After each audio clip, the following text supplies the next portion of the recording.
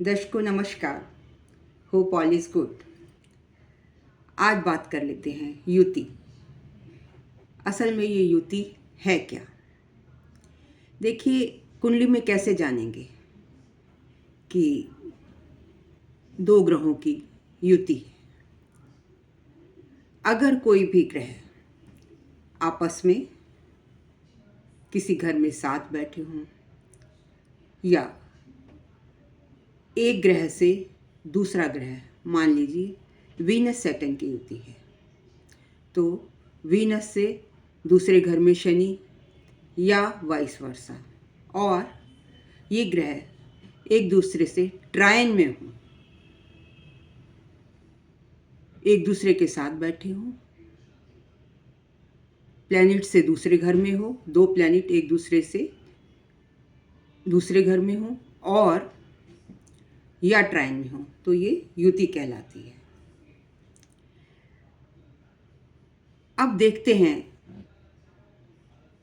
कि ये युति किस तरीके से बिहेव करती है, इनके रिजल्ट्स कैसे आते हैं।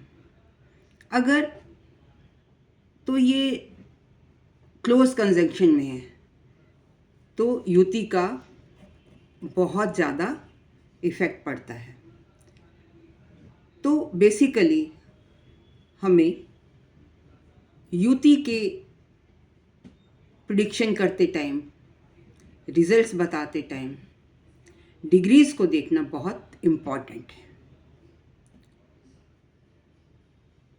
मान लीजिए एरीज लग्न की कुंडली है जिसमें शुक्र और शनि ग्रह 7वें घर में बैठे हैं। अब यहाँ पर शनि देवता हैं 23 डिग्री पर और शुक्र हैं 24 डिग्री पर, मतलब बहुत करीबी कंजंक्शन में है, मतलब एक दूसरे को बहुत ज़्यादा लाइफ में इफ़ेक्ट करेंगे। तो इसमें हमें देखना होता है आगे और पीछे। जैसे मान लीजिए हम रोड पर चल रहे हैं तो हम सामने देखते हैं, आगे का तो हमें पता है हमारे आगे कौन है, उस तरीके से हम अपना रास्ता लेंगे। लेकिन हमारे पीछे से कौन आ रहा है ये तो बार बार मुड़कर हम नहीं देखेंगे ना। तो इसका मतलब जो हमारा पीछे वाला है उसका हमारी लाइफ पर फुल कंट्रोल है। मतलब हाँ, लाइफ जैसे हम चल रहे हैं, ये लाइफ का एक इवेंट है, तो चलते समय पीछे से कौन आ रहा है हमें आकर हिट कर सकता है, वो हमें देख रहा है, हमें कोई नुकसान पहुंचा सकता है या हमें टक्कर मार सकता है, हमारी चेन स्नैच कर सकता है। मतलब हर वक्त बंदा पीछे वाले को तो नहीं देख पाएगा ना, हाँ आगे वाले के ऊपर ध्यान करता है और पीछे वाला आगे वाले को पकड़ने की कोशिश में होता है। तो इसी तरीके से ग्रहों की युति होती है। जो ग्रह कम डिग्री का होता है वो पीछे कहलाया जाता है, मतलब वो ग्रह से पीछे है, और जिसकी ज़्यादा डिग्री होती है वो आगे होता है। तो यहाँ पर जो हम कुंडली ले रहे हैं एरीज लग्न की, इसमें शुक्र और शनि की युति 7वें घर में है। शनि 23 डिग्री पर है और शुक्र 24 डिग्री पर है। तो इसमें कौन पीछे हुआ? जिसकी डिग्री कम है। शनि की डिग्री कम है और वो शुक्र के पीछे है। तो पीछे वाला प्लैनेट आगे वाले प्लैनेट को इफ़ेक्ट करता है। जिस तरीके से मैंने एग्जाम्पल दिया, तो सेम पीछे वाले प्लैनेट का जिसकी कम डिग्री है वो आगे वाले प्लैनेट को इफ़ेक्ट करेगा। पकड़ने की कोशिश करेगा, और पकड़ने की कोशिश करेगा, इस कोशिश में वो उसके सारे कैरेक्टर्स लेने की कोशिश करता है। मान लीजिए शनि पीछे हैं 23 डिग्री पर और शनि एक्टिवेट हो गए, उनकी दशा आ गई, तो ऐसे में हमें किस घर के रिजल्ट मिलेंगे? क्योंकि शनि आगे वाले प्लैनेट को पकड़ने की कोशिश में है जो कि 24 डिग्री पर है। तो ऐसे में शनि अपने साथ अपने साथ वीनस और सैटर्न की है, तो वीनस के रिजल्ट देंगे इन केस ऑफ दशा, जब और ट्रांजिट जब भी वो एक्टिवेट होंगे तो अपने से आगे वाले प्लैनेट के इफेक्ट देंगे। तो जब दशा एक्टिवेशन होगा या गोचर एक्टिवेशन होगा तो यहाँ पर शुक्र कौन कौन से घर, एरीज लग्न में कौन कौन से घर को रूल करते हैं? दूसरे घर को और 7वें घर को। तो यहाँ पर शनि दूसरे घर और 7वें घर के रिजल्ट देंगे। किसके? शुक्र के रिजल्ट देंगे, क्योंकि जो मेरा है वो तेरा है, जो तेरा है वो मेरा है, एक दूसरे को अपने रिजल्ट एक्सचेंज कर देंगे। और क्योंकि 7वें घर में बैठे हैं तो 7वें घर के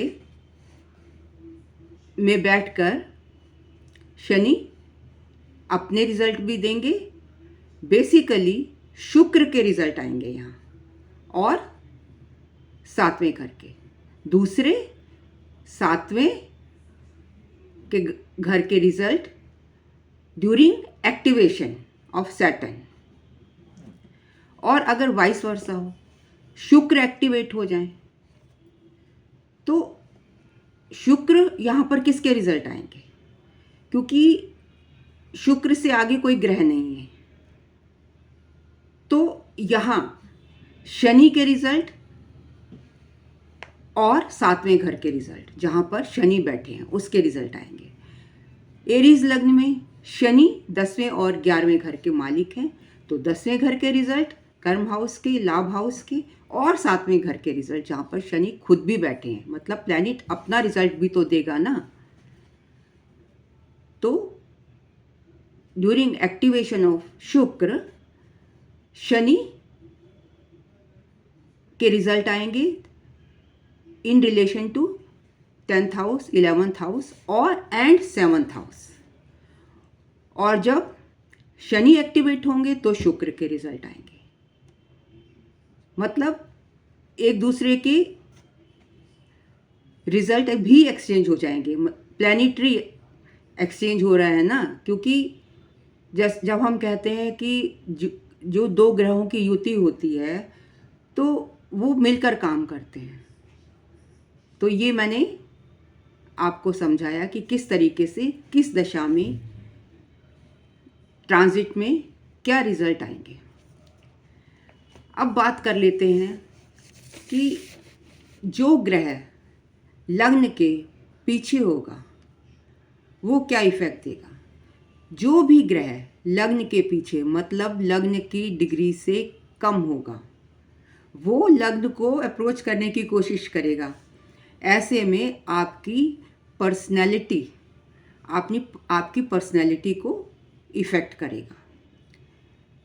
सेकंड हाउस, जो ग्रह सेकंड हाउस के पीछे होगा वो आपकी फैमिली लाइफ और वेल्थ को, वाणी को, इन सब को इफ़ेक्ट करेगा during activation. Third house, significations of third house, जो ग्रह तीसरे घर के पीछे होगा वो this is the house of sibling efforts, communication. तो ये इन सब चीज़ों को, तीसरे घर के सिग्निफिकेशंस को पीछे वाला प्लैनेट इफ़ेक्ट करेगा। चौथा घर हमारी कंफर्ट्स का है, कन्वेंस का है, प्रॉपर्टी का है, हमारी मदर का है। तो जो ग्रह चौथे घर के पीछे होगा वो चौथे घर को इफ़ेक्ट करेगा। जो ग्रह पांचवें घर के पीछे होगा, मतलब जिसकी डिग्री पांचवें फिफ्थ लॉर्ड से कम होगी, वो हमारे बच्चों और हमारी लर्निंग, पास्ट लाइफ और फिफ्थ हाउस के सभी कम्युनिकेशंस को इफ़ेक्ट करेगा। इसी तरीके से any planet which is in laser degree, छठे घर से के लॉर्ड से कम डिग्री का है, तो वो छठे घर को इफ़ेक्ट करेगा। सातवें घर के पीछे जो ग्रह होगा वो सातवें घर को इफ़ेक्ट करेगा। इसी तरीके से 8, 9, 10, 11 जो उनके सिग्निफिकेशंस है ना, उन सबको इफ़ेक्ट करेगा। मान लीजिए कर्मा हाउस के पीछे है, जिस प्लैनेट की डिग्री कर्म हाउस के लॉर्ड से कम है, वो कर्म हाउस को इफ़ेक्ट करेगा। तो कहने का मतलब है, जिस ग्रह की डिग्री कम होती है वो अपने से ज़्यादा आगे वाले घर को इफ़ेक्ट करता है। और एक बहुत स्पेशल बात जिसका मैंने सेपरेट वीडियो डाला है कि अगर आपके चौथे घर के लॉर्ड के पीछे राहु हो, राहु कैसा है? एक शैडोई प्लैनेट है, नेगेटिव एनर्जी, भूत प्रेत, प्रेतात्मा को दर्शाता है। तो ऐसे में आप जिनके फोर्थ हाउस के लॉर्ड के पीछे राहु होगा, उनके घर में प्रेत आत्मा का वास होता है। प्रेत आत्मा का मतलब ये नहीं कि कोई साड़ी पहनकर घूम रहा है या कोई ऐसे नज़र आ रहा है आपको, ऐसे नहीं, बिकॉज ये तो शेडोई प्लैनेट है, इनका एग्जिस्टेंस आपको फील होगा अपने घर में।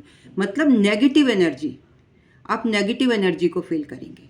और इस नेगेटिव एनर्जी को दूर करने के लिए आपने क्या करना है? इस नेगेटिव एनर्जी को दूर करने के लिए सबसे पहले आपने अपने मन को स्ट्रॉन्ग करना है। अगर आप खुद स्ट्रॉन्ग हैं तो नेगेटिव एनर्जी चली जाएगी धीरे धीरे। वो आप उसको बोलिए, मेरे यहाँ तुम्हारा कोई प्लेस नहीं है, मेरे यहाँ तुम्हारा कोई प्लेस नहीं है, मेरे यहाँ तुम्हारा कोई प्लेस नहीं है, go away, go away, go away, 3 बार बोलिए। धीरे धीरे वो चली जाएगी।